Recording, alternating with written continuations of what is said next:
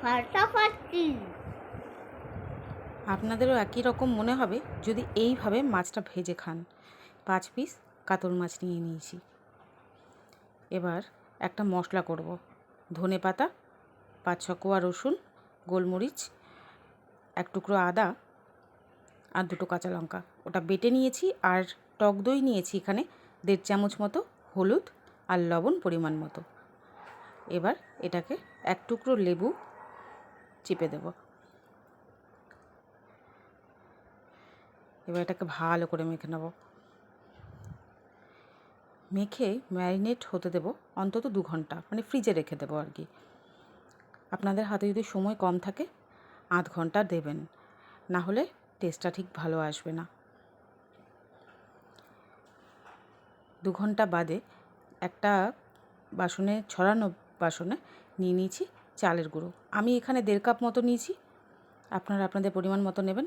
গোলমরিচ কয়েকটা ক্রাশ করে দিয়ে দিয়েছি আর পরিমাণ মতো লবণ। এবার এটাকে ভালো করে মিলিয়ে নেব।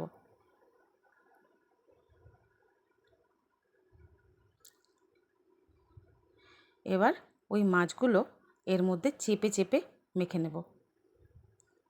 আমি ঠিক যেভাবে করছি চেষ্টা করবেন ঠিক সেইভাবেই করে নেওয়ার।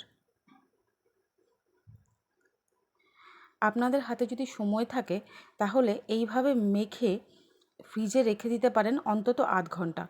তাহলে ভাজতে ভীষণ ভালো হয়, মানে ভাজাটা ভীষণ ভালো হয়। আমার হাতে সময় ছিল না, তাই জন্য আমি সঙ্গে সঙ্গেই ভেজেছি। কিন্তু এই ভুলটা আপনারা না করলেই ভালো হয়। ফ্রিজে রেখে দিতে পারলে ভাজাটা বেশি ভালো হবে এবং টেস্টটাও ভালো আসবে।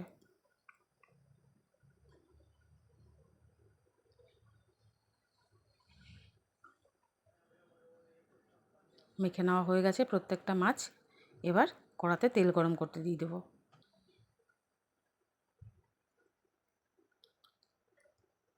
মিডিয়াম আঁচে এই মাছগুলো অন্তত চেষ্টা করবেন 15 মিনিট ধরে ভাজার, তবেই ভাজাটা ভালো হবে। দেখুন কীরকম কড়ার গায়ে লেগে যাচ্ছে। আপনারা যদি আমার ফ্রিজে রেখে দেন অন্তত 8 ঘন্টা, তাহলে কিন্তু মাছটা ভালো সেট হয়ে যাবে এবং কোনোভাবেই কড়ার গায়ে লাগবে না। এটা আমার ভুল হয়েছে, আপনারা করবেন না প্লিজ। ভালো করে মিডিয়াম আঁচে দুপাশ লাল লাল করে ভেজে তুলে নেবেন।